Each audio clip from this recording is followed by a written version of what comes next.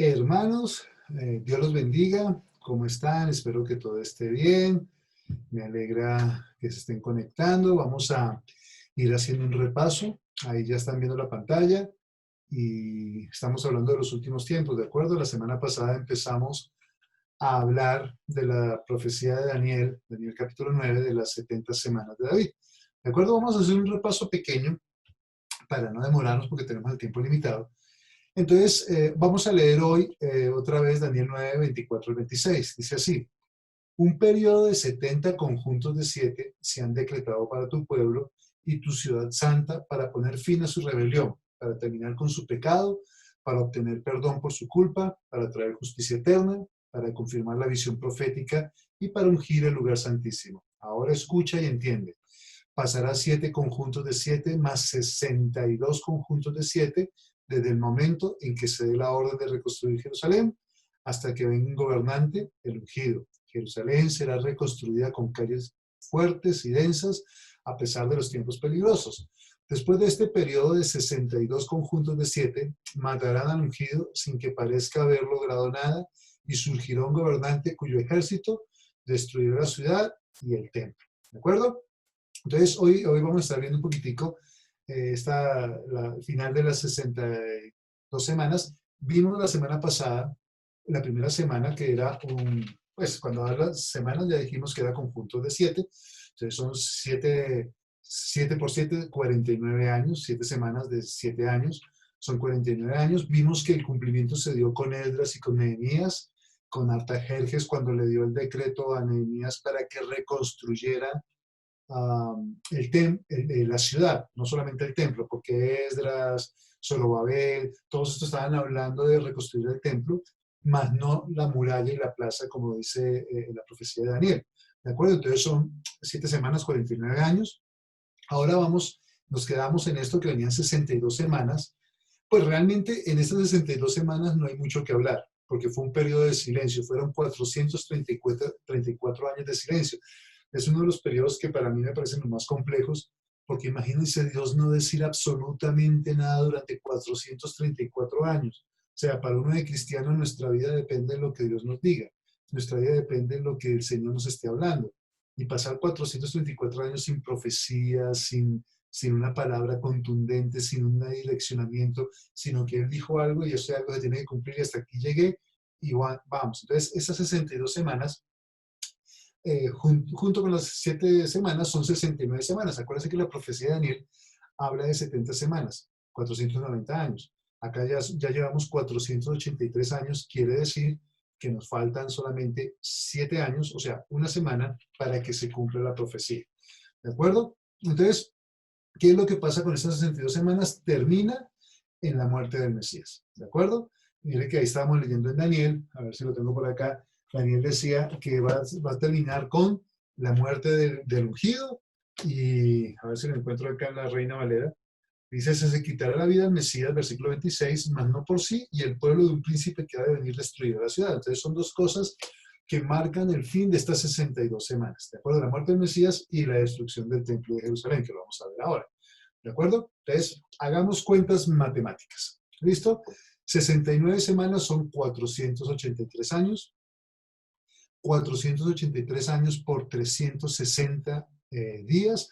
Acuérdense que vemos el calendario lunar, justo estaba en una reunión con unos cristianos y estaban hablando que el Salmo dice que Dios creó la luna como señal para los tiempos. Y es que la luna es exacta. Ustedes saben que el calendario gregoriano, que es el que usamos nosotros, es inexacto, por eso tiene que haber cada 4 años un año bisiesto para cuadrar las fechas, pero el calendario lunar es exacto, son 360 días, punto, se acabó. La luna es exacta, la luna sí es exacta en sus ciclos. Entonces son 483 años por 360 días, da 173.880 días que tenía que pasar desde que Artajerjes da la orden de reconstrucción a Nehemías hasta la muerte del Mesías, ¿de acuerdo?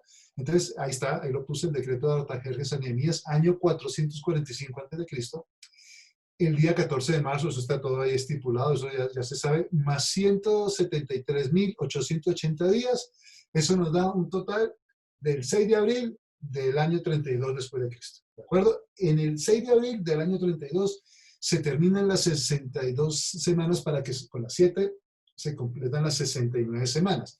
Ahora, este 6 de abril del año 32 después de Cristo, ¿qué fue lo que sucedió? Estamos hablando ya en el calendario gregoriano, ¿no es cierto? ¿Qué pasó en esta fecha? Miren lo que pasó en esta fecha, que es algo muy interesante. La entrada triunfal de Jesús a Jerusalén. Cuando se termina el ciclo de la profecía, cuando acaba Dios esas 69 semanas, se cumple exactamente este día. ¿De acuerdo?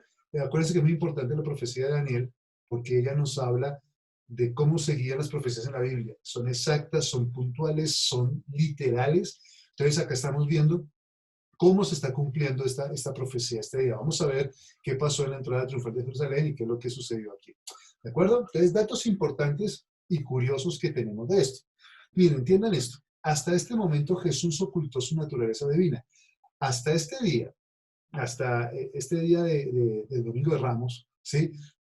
Jesús siempre estuvo ocultando quién era Él. Ahí en Mateo hay 5 referencias, ahora les vamos a ver, donde Él evita que la gente sepa que era Jesús el Cristo, el Mesías, el ungido. ¿De acuerdo?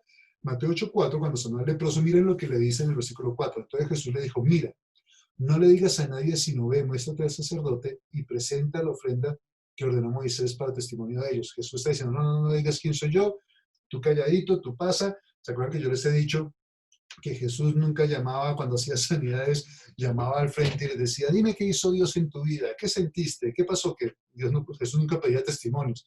Lo que les decía es, ve y dile a los tuyos, ve y cuéntale a los tuyos las maravillas que Dios ha hecho con tu vida. Sí, que eso yo pienso que es lo que debemos hacer, no estar llamando tanto testimonios a los púlpitos, que eso fue una costumbre que agarraron los evangelistas hace muchos años, pero se quedaron ahí y nosotros no deberíamos estar en eso. Jesús le dijo, no le digas nada. Otro pasaje, Mateo 9:30, cuando son a los 2 ciegos, dice, los ojos de ellos fueron abiertos y Jesús les encargó rigurosamente diciendo, mirad que nadie lo sepa. O sea, pilas, callados, Jesús diciendo, no vayan a decir, quédense callados, no demuestren quién soy yo, no digan quién soy yo. Mateo 12:16, después de que hace un milagro a las multitudes, les encargaba rigurosamente que no le descubriesen. ¿De acuerdo? Entonces, Jesús siempre no habló públicamente, yo soy el Mesías, yo soy el Cristo, yo soy, sino que él manejaba un perfil bajo. Otros pasajes de Mateo 16:20, miren lo que dice, entonces mandó a sus discípulos que a nadie dijesen que él era Jesús el Cristo.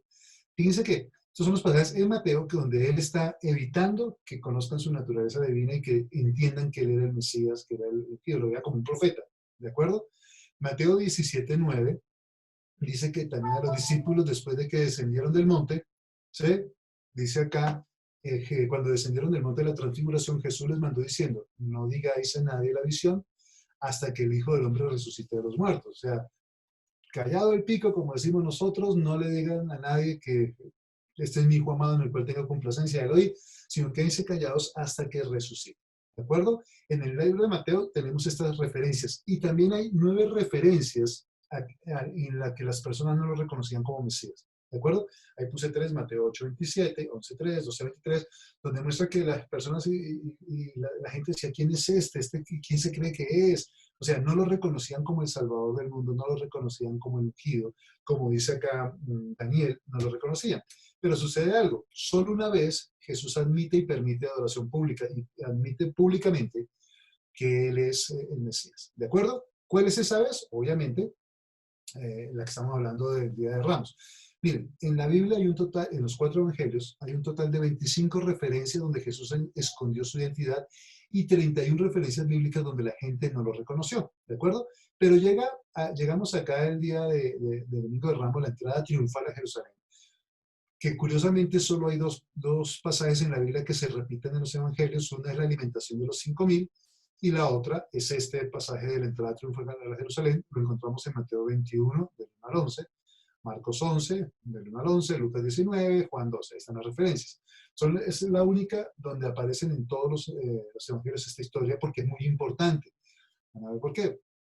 El Domingo de Ramos. ¿De acuerdo? Es lo que nosotros conocemos como el Domingo de Ramos. Ahí está la foto de Jesús, del actor, entrando a Jerusalén y la gente bailando, danzando. Fíjense que entró en un pollino. Esto es interesante. Estábamos haciendo el curso de las 70 semanas hace unos días y dijo algo que me encantó el maestro que nos estaba enseñando.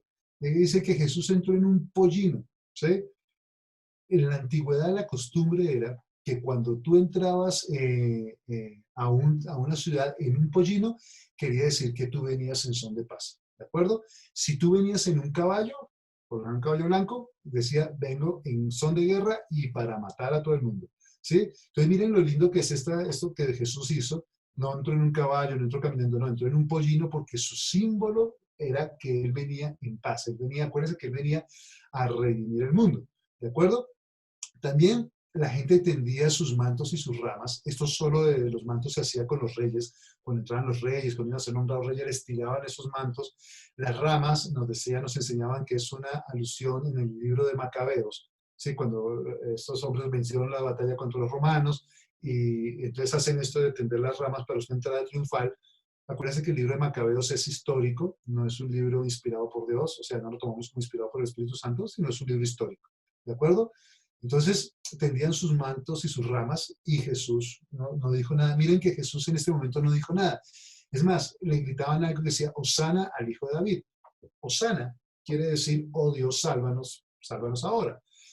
Al Hijo de David estaban reconociendo que Jesús era el linaje del rey David. O sea, Jesús tenía que ser rey. O sea, estaban diciendo, oh Dios, sálvanos, Hijo de David, rey de nosotros. Ellos querían, acuérdense que en la otra parte que les dije que aparece, que es cuando Jesús alimenta a los 5,000, dice la Biblia que después quisieron nombrarlo rey y él no permitió, ¿de acuerdo? O sea, la gente quería que fuera su rey.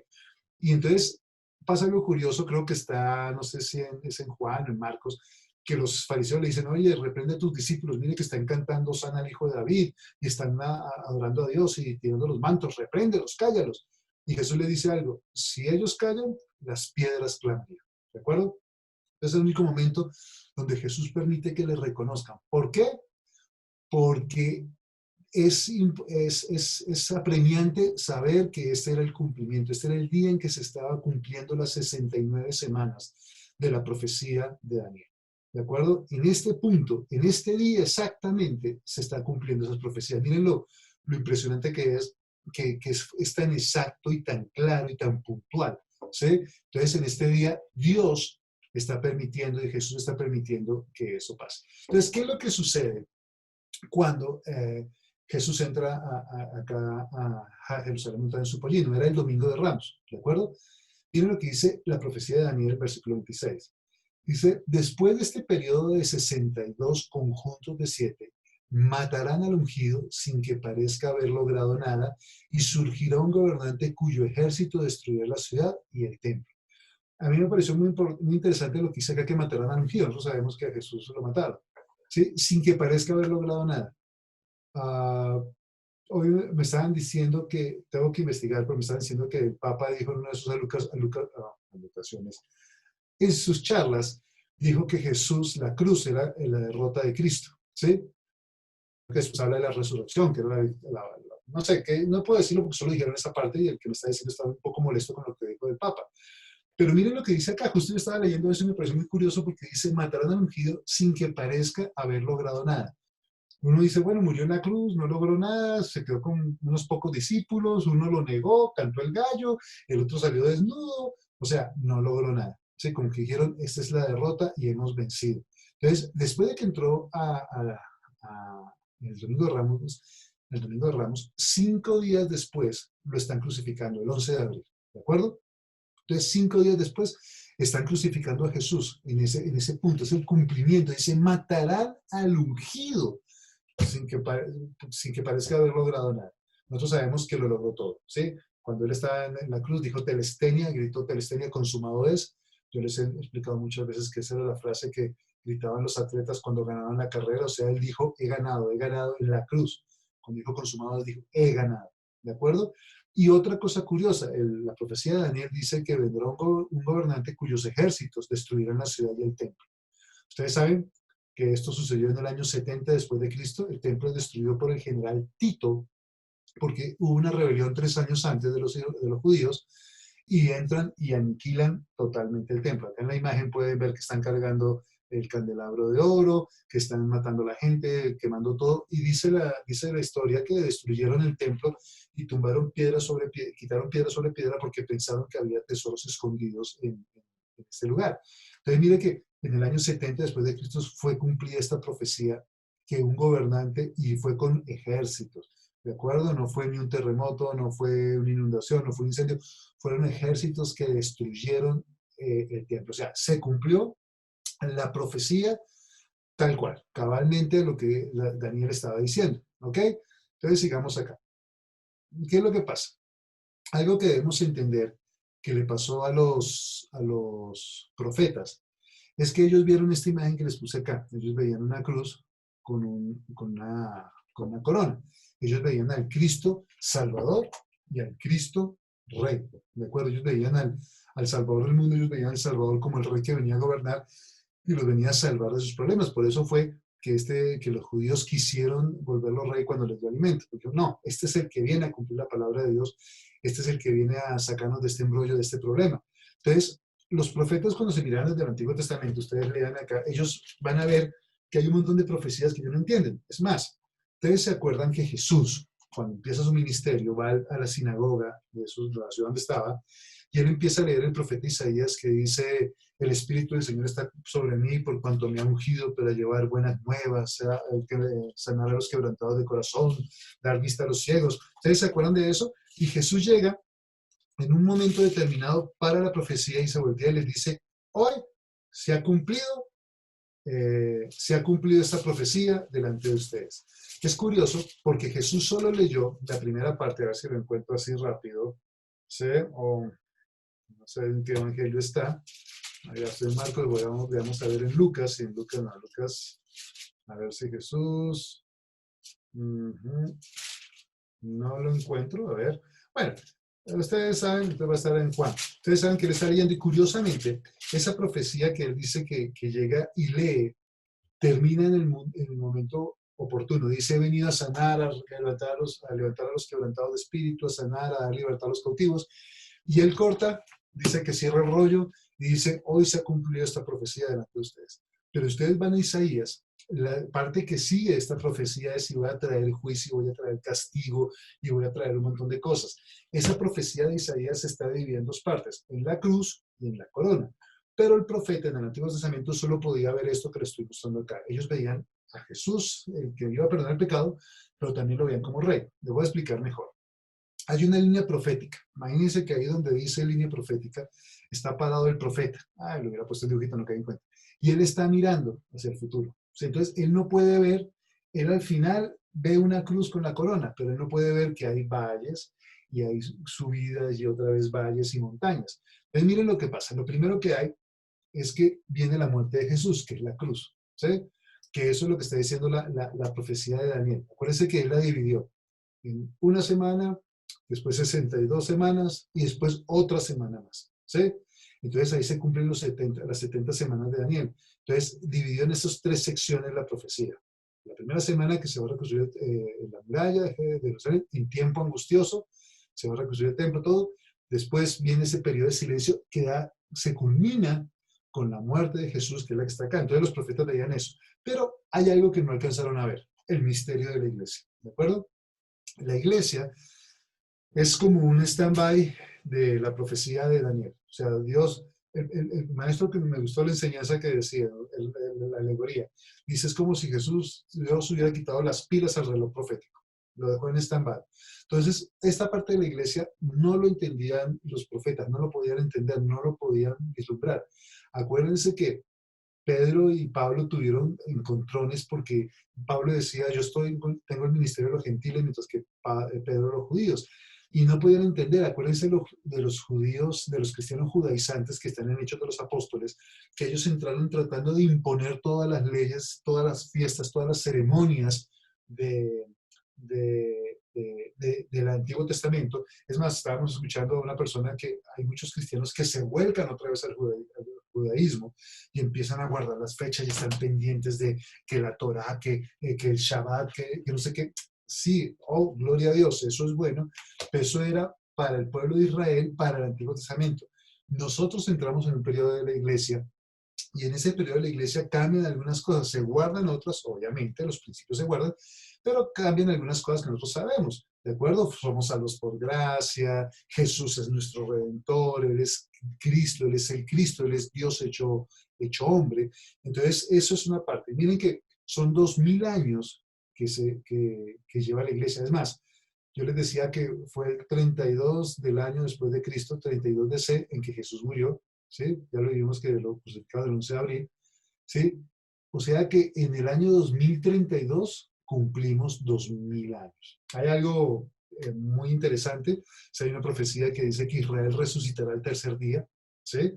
Eso está en los profetas, dice, hay una profecía, se las debo, después se las busco, dice Jesús, Israel resucitará el tercer día. Acuérdense que 1000 años es como un día para el Señor y un año es como, bueno, 1000 años es como un día y un día como 1000 años, ¿ok? Entonces, curiosamente, cumplimos 2000 años desde el término de la profecía y el pueblo de Israel dice que fue endurecido en parte, que fue colocado así como en un momentico, dejémoslo quieto, porque ahora vamos a trabajar con la iglesia. Entonces, estos 2000 años, Dios ha trabajado con la iglesia. En el año 2032 se cumple ese periodo de los 2 días y el tercer día es otra vez el día de resurrección del pueblo de Israel, que vamos a ver la próxima semana, ya vamos a estar viendo la última semana, vamos a ver todo eso que va a pasar. Es interesante que esta profecía que estamos leyendo es para Israel, no es para nosotros los cristianos. Pero nosotros estamos viendo, estamos en ese bache, miren este bache que está acá, ahí se forma ese bache, ¿sí? Antes de la segunda venida de Cristo, ¿de acuerdo? Entonces, nosotros estamos en esos 2000 años, vamos ahora a la última semana de la profecía de Daniel, y viene esto. Esta semana va a empezar con la gran tribulación, que lo vamos a empezar a ver la próxima semana. Termina con la segunda venida de Cristo, ¿de acuerdo? Entonces, fíjense la línea profética. Si ven que el profeta miraba la cruz, pero arriba miraba la corona, que es el dibujo que les puse al principio, ellos no podían ver esta separación. Acuérdense que lo he dicho muchas veces, que había una tierra que Pablo, con toda la revelación que tenía, él pensaba que iba a estar en el rapto de la iglesia, ¿sí? Porque él decía, miren, tan oculto estaba la iglesia, el ministerio, el trabajo de Dios con la iglesia, que Pablo no entendía que iba a pasar muchos años, 2000 años. Sino él decía, nosotros los que habremos quedado seremos transformados en un abrir y cerrar de ojos. Él estaba convencido que él iba a estar en el rapto. Y mira, fueron 2000 años que han pasado y todavía el rapto no ha venido. ¿De acuerdo? Entonces viene esta segunda venida de Cristo, ahí no se acaban las cosas, viene algo que ya los hemos dicho muchas veces, lo vamos a repetir, viene el milenio, ¿sí? Que es donde Cristo va a gobernar en la tierra durante 1000 años, ¿sí? Y después de eso sí ya llega el fin hacia la eternidad, ¿de acuerdo? Entonces esto es importante entenderlo para entender la profecía. Entonces miren lo que llevamos hasta acá, que es muy importante. Ya se han cumplido 69 semanas, ¿de acuerdo? Todo lo que está pasando en la humanidad, esto es muy interesante. No podemos decir que Cristo viene mañana, que se demora 5 años, que se demora 10 años, que se demora 20 años. No podemos saber porque el día y la hora dice que solo están en la potestad del Padre. Nadie más puede decir qué día ni qué hora. Si ustedes escuchan a alguien que dice, Cristo viene en el 2023, no le pongan cuidado, ¿sí? Puede venir mañana, no creo, la verdad no creo que venga mañana, faltan que se cumplan ciertas cosas, aunque miren cómo Dios nos ha sorprendido con esto que ha pasado en estos 3 meses, 4 meses de este año, que ha hecho un revolcón en la humanidad, ¿sí? La gente está aterrada, vamos a ver la otra semana cómo están pidiendo un gobernante mundial, ya lo están pidiendo, están diciendo que necesitamos un gobernante mundial, cosa que no nos imaginamos hace 4 meses, ya Dios lo está haciendo, o sea, Dios puede acelerar las cosas de una manera muy rápida, ¿de acuerdo? Entonces, no podemos decir, pero bueno, digamos que se puede demorar entre un segundo y 30 años, 40 años se puede demorar Cristo. Creo que hasta 30 años, después vamos a ver por qué. ¿Ok? De todas formas, en 30 años ya tenemos, los de mi edad tienen como 80 años, así que ya ha pasado el tiempo, ya es suficiente, no hay problema, pero yo creo que ya falta muy poquito tiempo para las cosas que están bien, ¿de acuerdo? Entonces nos falta una semana que es en la semana que vamos a ver la próxima semana. O sea, curiosamente, vamos a empezar a verla, no sé cuánto nos demoremos, vamos a empezar a trabajar